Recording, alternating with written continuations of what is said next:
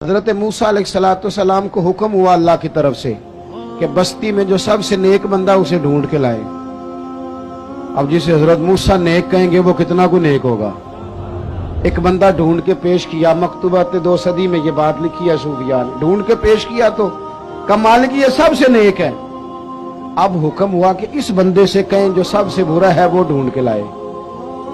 मेरी और आपकी ड्यूटी लगती ना बुरा बंदा ढूंढने की, तो हमने खुद ही नेक बचना था, बाकी सारे करप्ट निकल आने थे। इससे को बुरा बंदा ढूंढे। अब उससे कहा जनाब आप ढूंढ के लाएं।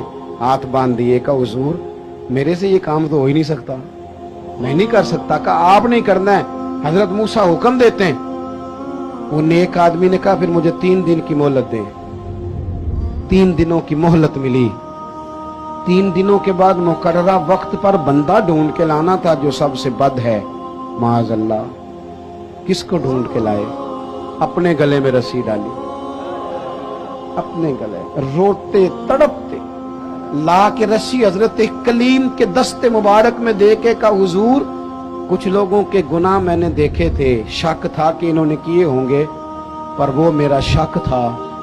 लोगों की गलतियों का सिर्फ शक था, पर जो मेरी हैं वो तो पक्की हैं, लिहाजा मुझसे कोई नहीं बुरा।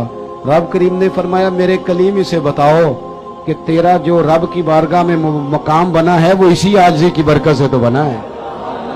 हमने ना दयानतदारी का मुजाहरा, झूठ जिस कौम से निकल गया वो कौम बन गई। झूठ पता क्या नुकसान करता है? एतमाद खत्म करता है।